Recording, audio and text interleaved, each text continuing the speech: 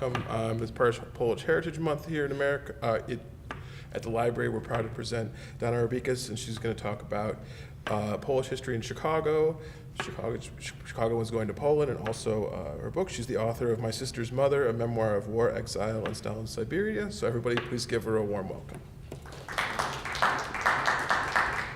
Thank you very much for coming on this rainy, cold night, but hopefully I will entertain you with my presentation. So first of all, Poland and America have had a very long history together, starting with the Revolutionary War with Tadeusz Kościuszko, or Tadeusz Kosciuszko is the mispronunciation, or Kazimierz Pułaski, or Casimir Pulaski is the way most Americans pronounce it. But I don't know if you know, but Poland's constitution in 1791 was the first in Europe, and it was modeled after the U.S. Constitution. So there has been a very, very long history of Poland and America. And you can see it sometimes in kind of funny things like this I find on the internet. Sometimes it makes me laugh, what people will do. There's a lot of pride in that connection. So, guess question for you guys. How many Polish people are in Chicago? Anybody gather at a Agata? No? A million? How much? 340,000. That's closer. Actually, in Chicago proper, there's a little over 200,000. And over the Chicagoland area, there's probably just under a million. And I'll talk about why it's not quite as much as you might expect it to be. What about the largest Polish population in the U.S.? Where's that? Somebody's saying here. Well, that's what most people think, that Chicago's it, but it's New York. New York and New Jersey area comprise the largest number of Poles. However, Chicago has the largest percentage of Poles. And the state of Wisconsin has the largest population of all the states. And this is just some graphic that's a little old, but it kind of gives you the distribution of Poles throughout the country, and almost 10 million overall in the United States. How many Poles are in the world? Anybody gather a guess? A few million, I think. 60 million, more or less. One of the things, too, is that there's, a lot of them outside the country of Poland, and it sort of begs the question, why are there so many Poles living outside of Poland? And then also you have to keep in mind whether people identify as Poles if they've come to other countries and they've mixed, heritage with other ethnic groups. So that's also a factor, I think, that influences the number. In order to understand this, you have to get a little bit of Polish history, which is very complicated. So up here is a map that a very good author, historian, Timothy Snyder, wrote in the Bloodlands. And it's a map of Poland, but guess what? Poland's not there. And the reason it isn't, because during those years of 1793 to the start of World War I, Poland didn't technically exist. It was partitioned between Austria, Germany, and Russia. And in the Russian part that is encompassed, and I've got an arrow there to show where Warsaw is, just to give you some sense of where things are, is where my family, my mother's family and my father's were. And certainly my family, they always felt they're Polish. However, if you were born in that time period, your birth certificate would not have said Poland. It would have said either Germany or Austria or Russia. So World War I breaks out, and this gentleman, Józef Piłsudski, was very instrumental in bringing the attacks on Poland, especially from the Russians, to conclusion. Because even though the World War I ended in 1918, and then the Treaty of Versailles established Poland as a country in 1919. There were a lot of border disputes. Now, mind you, this country was not, it was like 123 years there was no real Poland, and so there were a lot of different ethnic groups, and there was a lot of turmoil. And this man, he was instrumental in bringing people together, and he became the first president after that, or marshal. He was not the president. Paderewski was the president.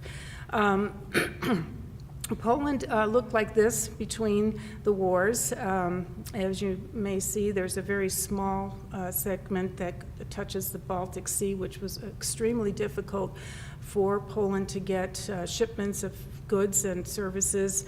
It was always a bone of contention with the Poles during this period of time. Poland was very, very poor during this period of time.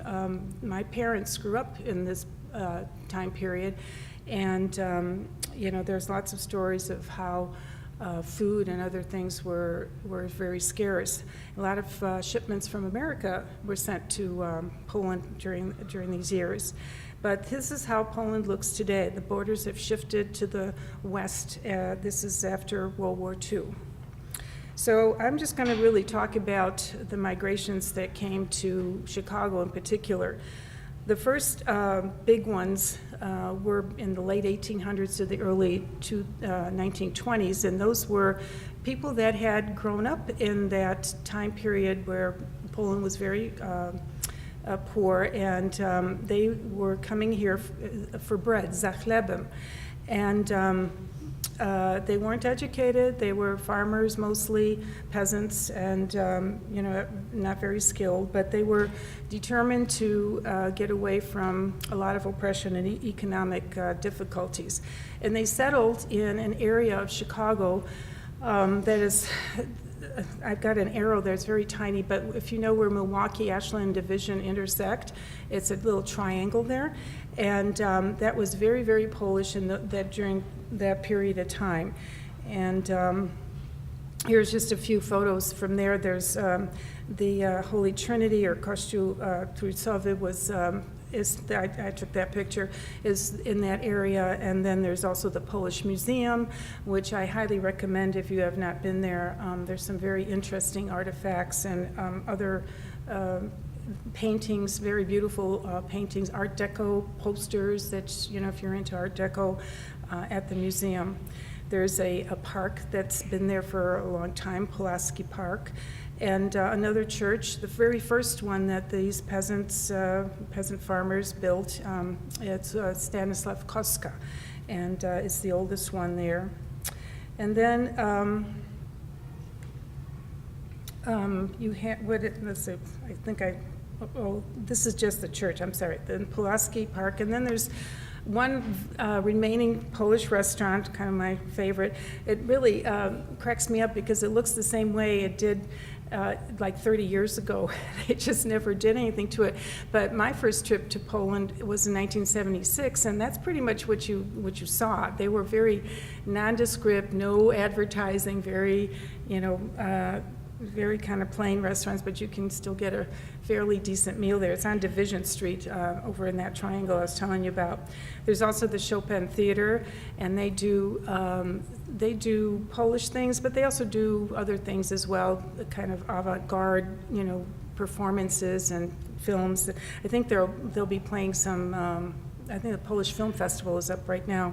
And then there's also the Society of the Gallery of the Arts, and they do a lot of films and art exhibits. They have artists coming and exhibiting there. What was once the Polish newspaper, Dziennik Związkowy, that's on your left. Today, unfortunately, it's a sporting goods store. And then there's a school that's kitty corner from that church I was showing you that's was once Holy Family Academy, which was an all-girls Catholic high school. And today, it's a Montessori school. And I used to when I was a Polish Girl Scout, we used to march down that street, and now the Montessori school is where my children went to school, so we kind of come full circle on that one. And just a cover of the newspaper that's still around. Mostly they're online as everything else, but you can still pick that up. There's one little bakery on Division Street. It used to have all Polish bakery stuff, but now, unfortunately, it's not. But except on the holidays, you can find some Polish bakery items. The other picture is, I think, from the 1950s or 60s, which kind of looks like when I remember it as a kid, looking north along Milwaukee Avenue towards North Avenue. And then typical of the kind of housing stock that's there even today, these were the kinds of buildings that the Polish immigrants would buy and often paid off very quickly, and had borders and moved on to other properties when they moved out of the area. But today, these places are pretty expensive. I had a family I knew from the Montessori school that bought one of these 3 flats for like $30,000 when the school opened, like in the late 80s, early 90s. Sold it a year later for $90,000, doing nothing to it. Of course, today you're probably going to be looking at even higher numbers. It isn't just Milwaukee Avenue going north that the Polish population moved. It's also going south along Archer Avenue, and that's a photo of the Highlanders Club on the southwest side. And you have the steel mill. The steel mills is where they worked, and also the stockyards, and that's just the remnant of the gate of the stockyards. In the interwar years, there was a 1933. There was what am I calling it here? The Progress Exposition, and the Poles had a very big presence in that. And I wanted to highlight this one quote from the Memoir. There was a memorial book put out. It's America and Poland, both imbued with a humanitarian spirit, which will be misunderstood only by selfish elements, may yet bring order out of the present and social economic chaos in the world. They are kindred spirits, and the bond of their friendship shall never be severed. So I just thought that was very appropriate, even in today's world of what's going on politically. Thank you. Sorry. The next wave of immigrants is my generation. I came here in 1952 with my family when I was a very young child. And we basically considered ourselves political refugees because my parents didn't want to go back to communist Poland, and I'll explain kind of their journey very briefly. When World War II broke out, Germany and Russia had a secret pact to divide up Poland. And there's a photo of the town nearby where my mother was in what was then Eastern Poland, Grodno. And she and my sister, my half-sister, who was 5 years old at the time, were deported to Siberia. Their so-called crime was that they were landowners, because the Soviets pretty much used any excuse they could find to deport intellectuals and people who had had any kind of military connection. Now, my mother inherited her farm from her brother, her older brother, who had fought with Piłsudski during World War I. And it was a very defining battle in 1920 in Warsaw. And so, and then my sister's father was also fought in that battle. So between that and being a landowner, she got her deported, and her sentence was 10 years of hard labor. And she had to chop down trees and cut off the branches, and it was very hard. And my father, on the other hand, was an officer in the Polish army, and he ended up being captured very early in the war and sent to prison. And It was a prison that was near the Katyn forest, and if you may have heard that word, Katyn, it was a very terrible massacre of officers, mainly, and intellectuals who were captured, like he was, and murdered by the Soviets, although the Soviets blamed the Germans on that. My father, I don't know how he did it, but he managed to get a camera, and there are just some of the photos from his albums, and there's a cover of one of his albums with all his army insignias, kind of showing the beginnings of the camps that were forming after Germany attacked Russia. The Russians had to let go of a lot of these people, and so there was a Polish army forming in the Soviets and in the Soviet Union. And it was under the General Władysław Anders that my father joined and fought, and eventually, as you know, the war was ended. Here is a picture of him in 1946, and my mother and my sister in India in 1946. They had met in that whole turmoil. There's a map here that shows kind of their journey. My mother met my father first in Russia near Saratov, and then they met again in Central Asia, and then finally in England after the war was over, because neither one of them wanted to go back to communist Poland. My father probably would have ended up, jailed again probably. And my mother's farm was no longer Poland, it was now Belarus. So there was really nowhere for her to go. And she thought maybe someday Poland would be free of communism and she might be able to return. And his thinking was the same, so they went to England, and that's where I was born. And I wrote about all that in my book, My Sister's Mother. I have copies here if you're interested. And there's more information on my website. There's an interview with my sister, there's a book trailer, some other information. All right, so we're in Chicago because Chicago had very good job opportunities. And even though my father was very well educated, it was very hard for him to get his educational, his diplomas over here. So he ended up working in a factory, but there we were. There I am with my mother and father, and that's me as a Polish brownie. It's a zuchy, it's not a Girl Scout yet. And my parents did not like Chicago. They moved to, eventually they ended up going to Wisconsin, but for many years they had a farm. It wasn't really a farm, it was kind of like a broken down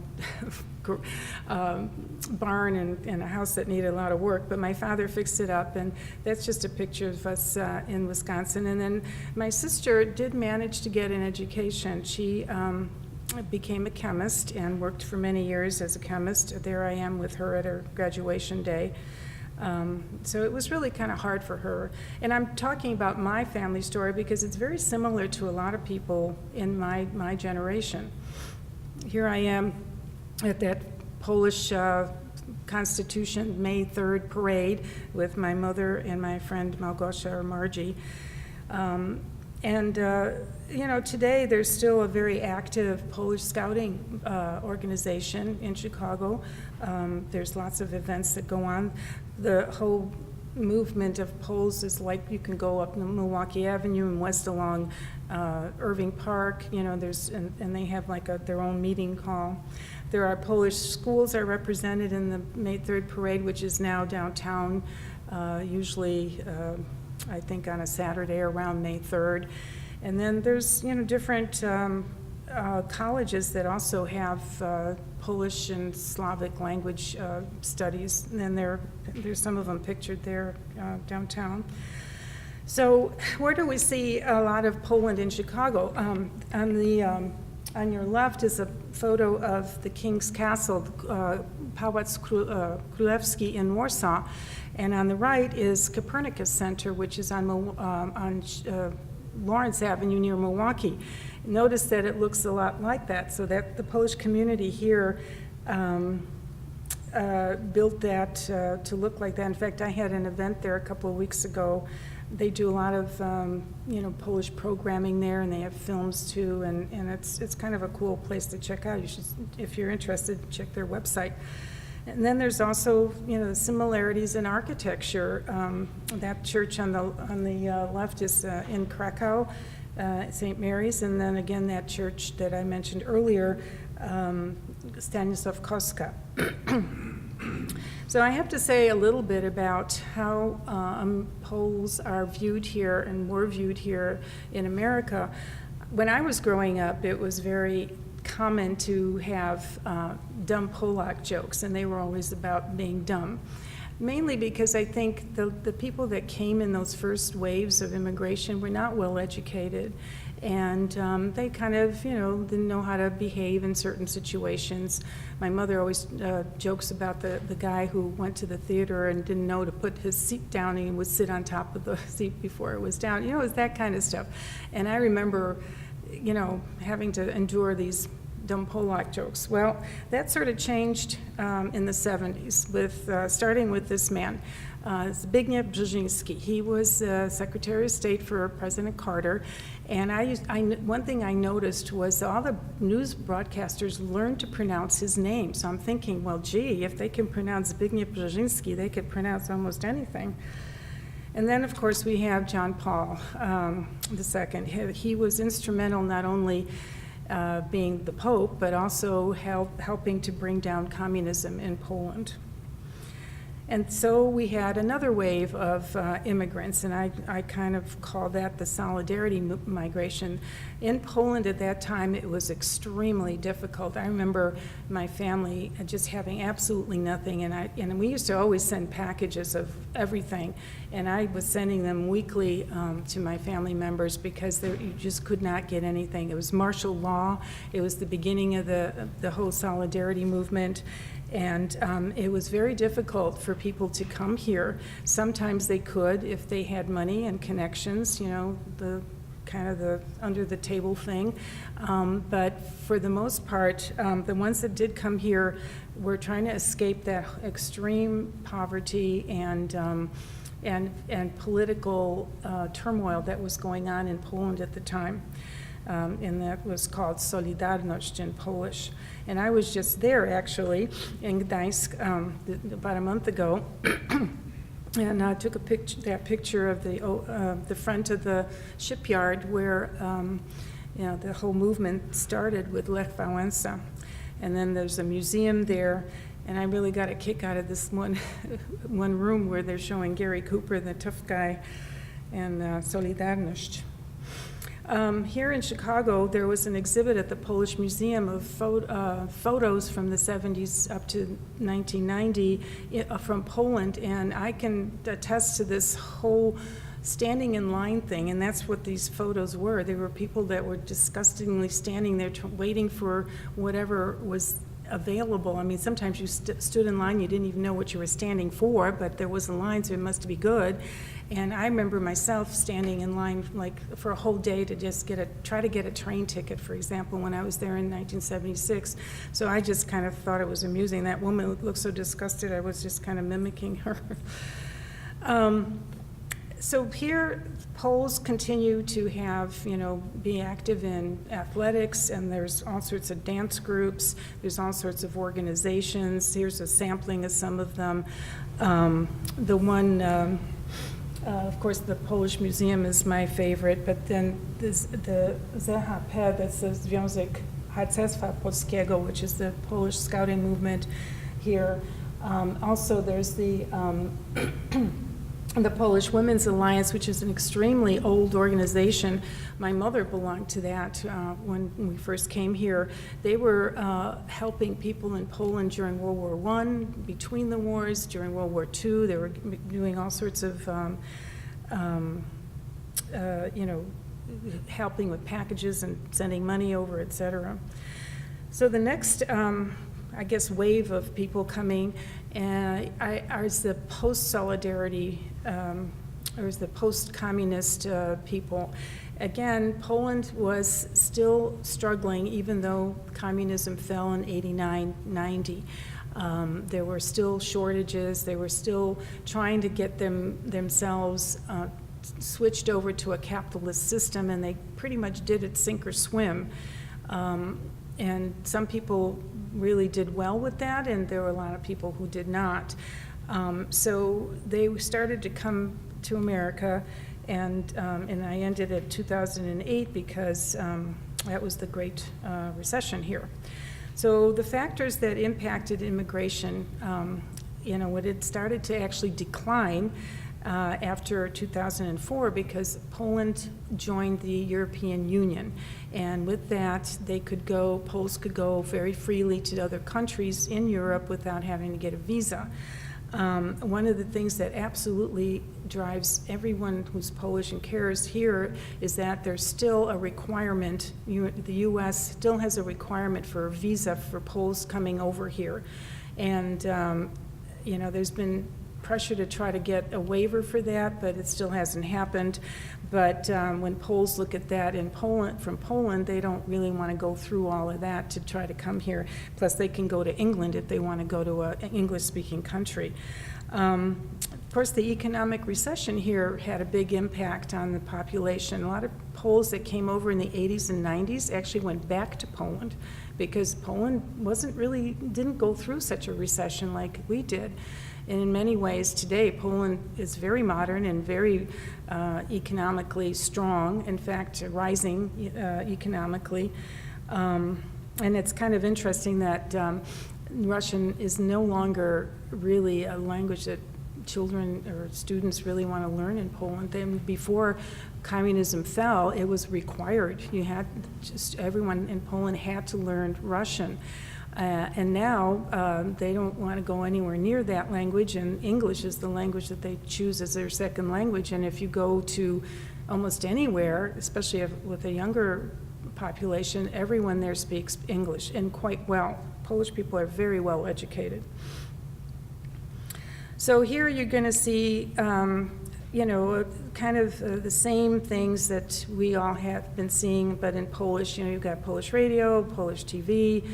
In Poland, there's endless commercials on television. It was driving me crazy. I mean, the Polish joke is, you put the TV on and you go wash your hair, and a half hour later, the commercials are still running.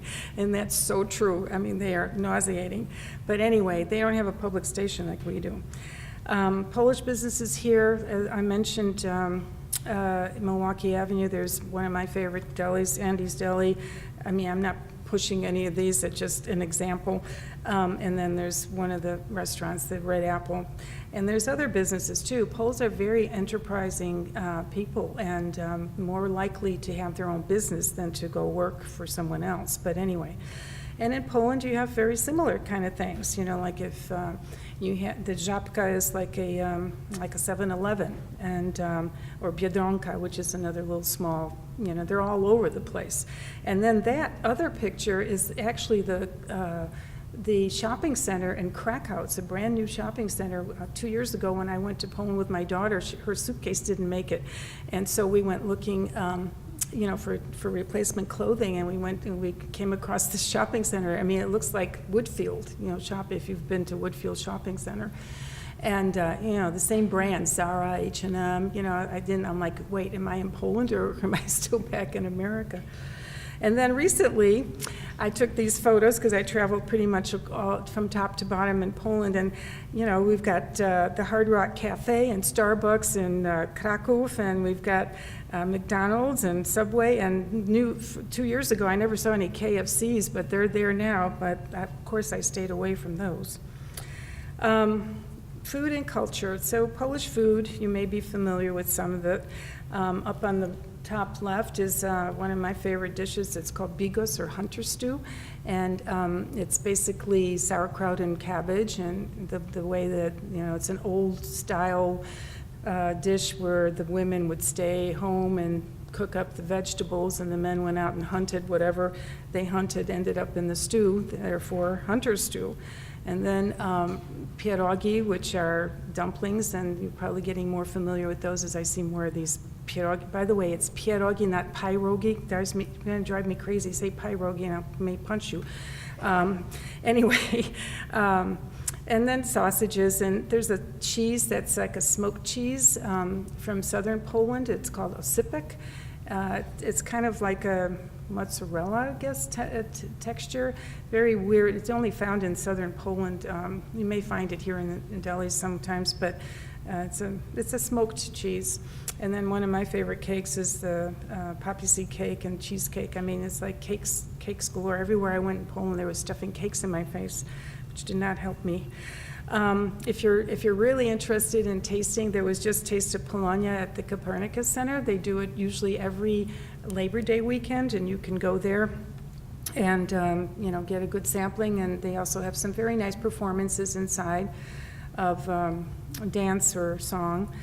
And then Polish traditions. So most Poles are Roman Catholic, although that's starting to change. But Christmas is a big holiday, and if you go to that one church I showed you in the beginning for midnight mass, Christmas Eve, you'll see the whole regalia of, they're in costume and they're playing beautiful music and singing.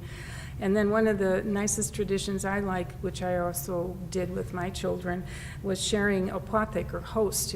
So the way it's supposed to be done is everyone gets a little piece of this host, which has been supposed to be blessed by a priest, and you go around the table and you're supposed to wish everyone well for the new year, and I'll kiss them, and it's like if you have any arguments with your family members, you're supposed to lay them to rest. That's what I told my kids, you can't fight anymore.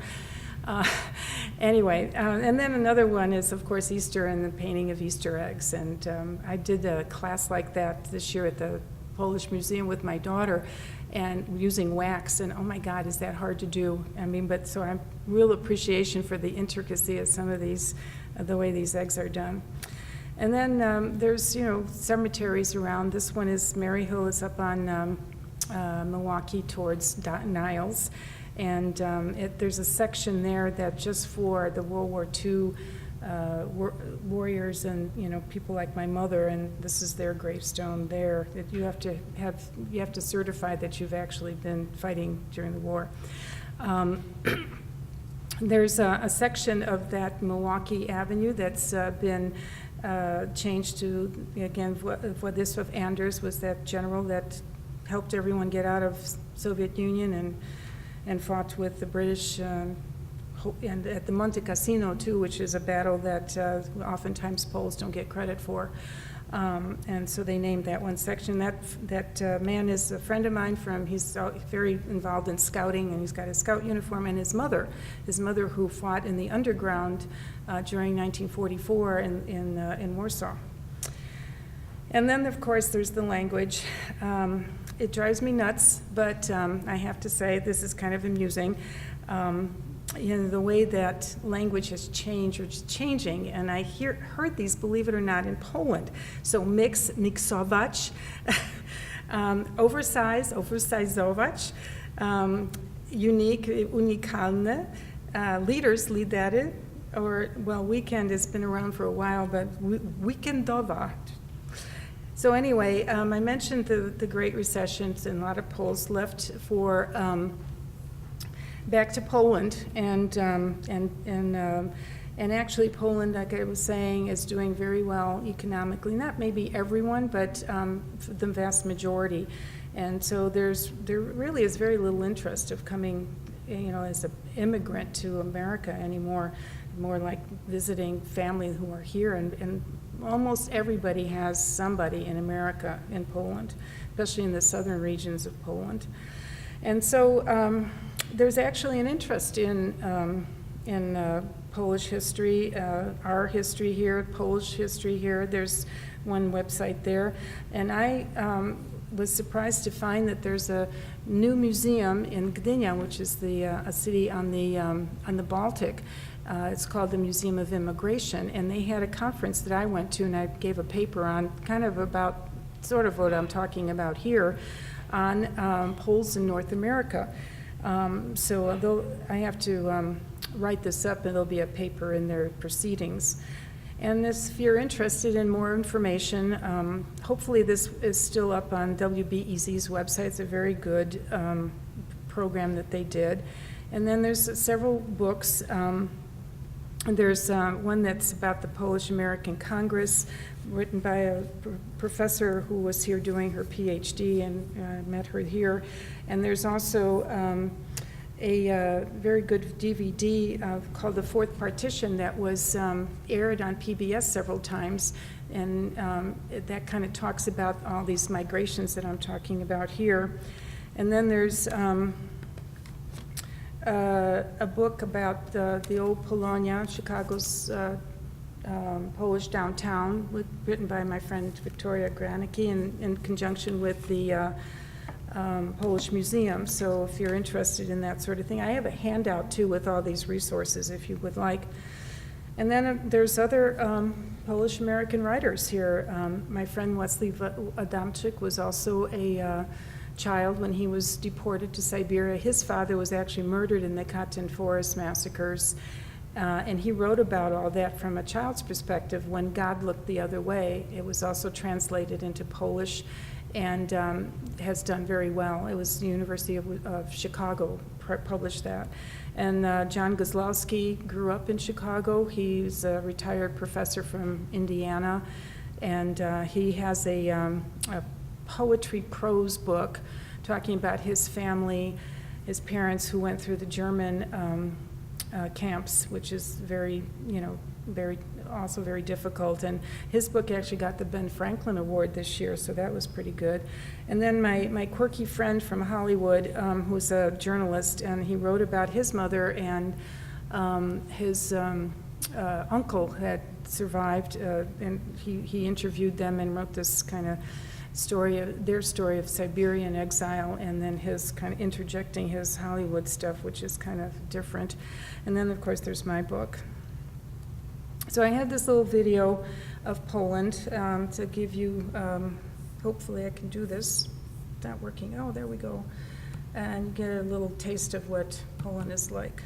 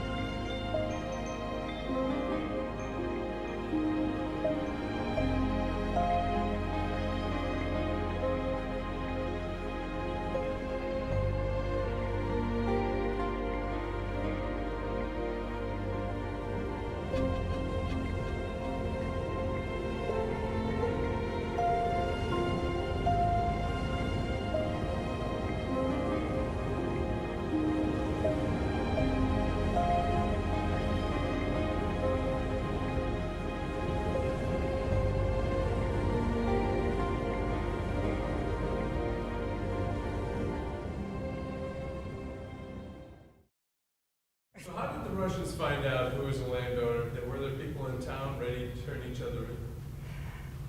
You know, I don't really know exactly how they would have known. I mean, I assume that my mother had some kind of documentation that would have, shown, that she was there. And they probably knew from who's living there and, walking around, I suppose.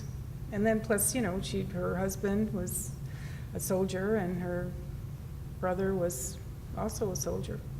So, yeah. I was wondering, do you know, or is there any kind of record of how many Poles were sent to Siberia that way? It's kind of a controversial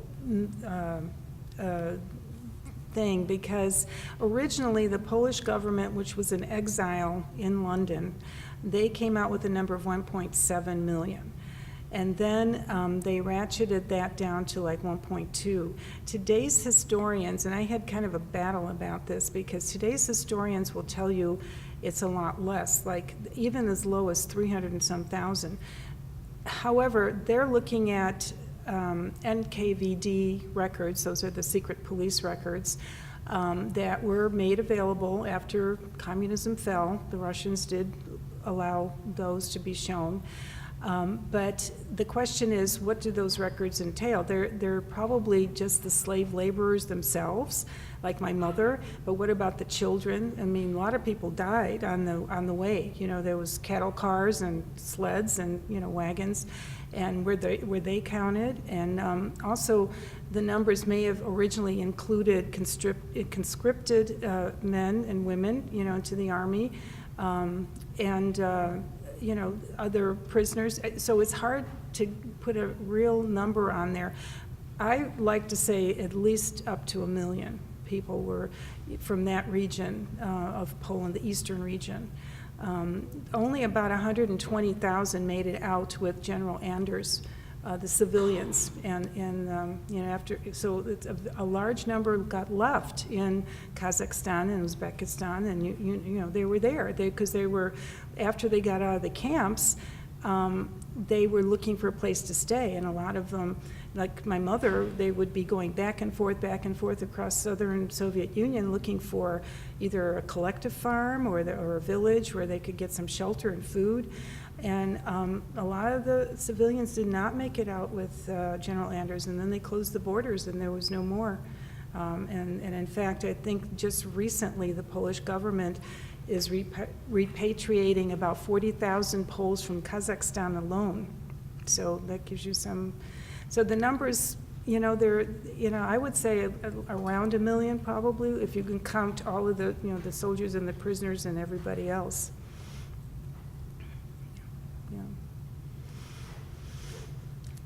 Yeah. I only have 2 days in Poland. What should I see? Where are you going?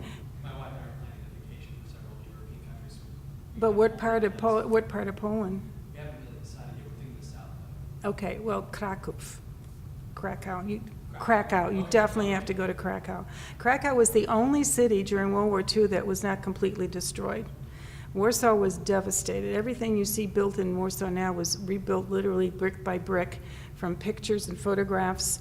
And Krakow it was never bombed. And there's some very beautiful museums there. I went to one where you can see a Da Vinci, and there's beautiful churches and they're rebuilding the Jewish district over there. It's called Kazimierz, and a lot of Jews are trying to find their property, after all these years, and it's kind of interesting. So Krakow definitely, and you're going to need at least 2 days just for Krakow. Do it a lot in 2 days. Yeah. Well, yeah.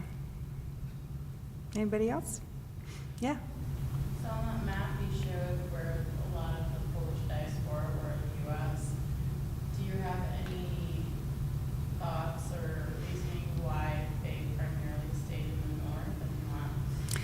Well, as I mentioned, Wisconsin has the largest Polish population of all the states, and kind of because it's a lot like Poland, both in size and climate and topography, and I mean, it's very appealing to a lot of Polish people for that reason, and also the jobs. The jobs were in the East Coast, and gradually went through the Midwest. All the Rust Belt heavy industry that was there, and Chicago, of course. Well, if you have no other questions, thank you very much for coming. I appreciate your coming out on a rainy, cold night. So.